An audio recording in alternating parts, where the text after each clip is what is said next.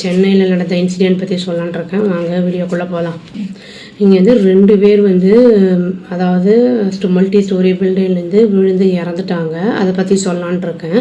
அதில் வந்து ஒருத்தர் வந்து என்னென்னா 2 பேர் இருந்திருக்காங்க கன்ஸ்ட்ரக்ஷன் ஒர்க்கர்ஸு. அவங்க வந்து உத்தரப்பிரதேஷ்காரங்க.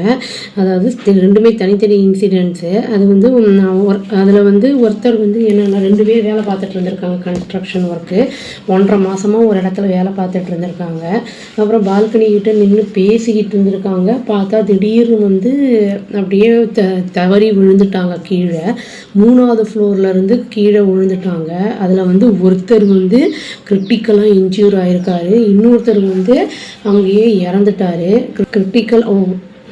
கிரிட்டிக்கலாக இருக்கிறவர் வந்து ஹாஸ்பிட்டலுக்கு கூட்டிகிட்டு போயிருக்காங்க. அவங்களுக்கு வந்து அவர் இன்டென்சிவ் கேரில் வந்து வச்சு அவங்களுக்கு ட்ரீட்மெண்ட் நடந்துக்கிட்டு இருக்கு. இன்னொருத்தர் வந்து பாடி வந்து அட்டாப்சிக்கு அனுப்பணும்னு சொல்லியிருக்காங்க. இதில் வந்து ஒரு ஆளுக்கு 40 வயசு, இன்னொருத்தருக்கு வந்து 35 வயசு. இதில் வந்து என்னென்னா குணசேகர் அப்படிங்கிற ஒரு வீட்டை வந்து ரெனோவேட் பண்ணணும்னு வந்து ஆளுங்களை வச்சு பண்ணியிருக்காரு. 50 வயசு ஆகுது அவருக்கு. அவர் வந்து அவங்க வீட்டை பண்ணும்போது தான் இவங்க வந்து தவறி கீழே விழுந்து ஒருத்தர் கடிப்பட்டுருச்சு, இன்னொருத்தர் இறந்தே போயிட்டார். இது வந்து இன்வெஸ்டிகேஷன் வந்து பண்ணுவோன்னு சொல்லிட்டு இருக்காங்க. போலீஸ் இன்ஃபர்மேஷன் வந்து ரெக்கவர் பண்ணியிருக்காங்க பாடியை. இவங்க வந்து ஆல்கஹால் கன்சியூம் பண்ணியிருந்திருக்காங்க. அதனால் வந்து அன்ஸ்டேபிளாக நிற்கவே கூட முடியாமல் அவங்களுக்கு தவறி விழுந்தது தான். இது இன்டென்ஷனலாக வந்து அவங்க விழலை. இன்னொரு இடத்துல எப்படின்னா அதாவது பால்கனியில் சேட்டிங் பண்ணிட்டு இருந்திருக்காங்க, பேசிகிட்டு இருந்திருக்காங்க. அந்த டைமில் தான் வந்து இது வந்து கேஸ் வந்து ரெஜிஸ்டர் பண்ணியிருக்காங்க. அப்புறம் வந்து இன்னொரு இடத்துல வந்து என்ன இருக்குது அப்படின்னா வந்து ஒரு ஃபேமிலி லேடி வந்து என்ன பண்ணியிருக்காங்கன்னா 37 இயர்ஸ் தேவிகா அப்படிங்கிறவங்க அப்பார்ட்மெண்ட் காம்ப்ளெக்ஸ் மேலே போய் வந்து குதிச்சிட்டாங்க 9th ஃப்ளோர்லேருந்து.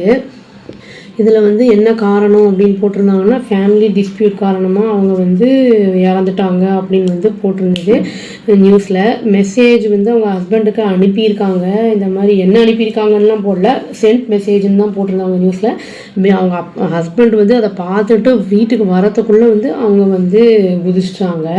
போலீஸ் வந்து ரெக்கவர் பண்ணி பாடியை வந்து அட்டாப்சிக்கு அனுப்பியிருக்காங்க. இதுலேயும் வந்து எஃப்ஐஆர் வந்து ரெஜிஸ்டர் பண்ணியிருக்காங்க. இவங்களுக்கு 2 குழந்தைங்க இருக்காங்க. அதாவது வந்து ஒரு பொண்ணுக்கு வந்து பொண்ணா பையனாலாம் சொல்ல ஜெண்டரை போடலை. ஒரு குழந்தைக்கு வந்து 19, இன்னொன்றுக்கு வந்து 12 வயசு ஆகுது.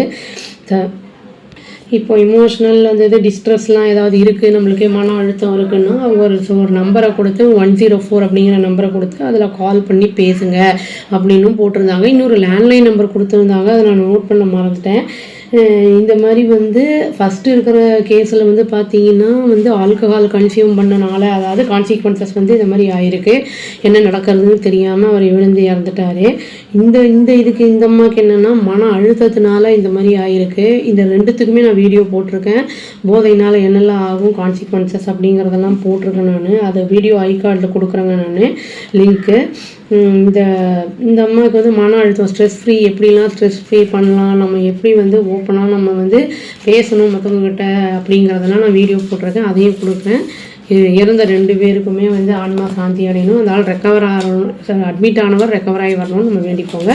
அவ்வளோதான். Thank you. Please do like, share and subscribe our channel and click the all option and tap the bell icon. Thank you.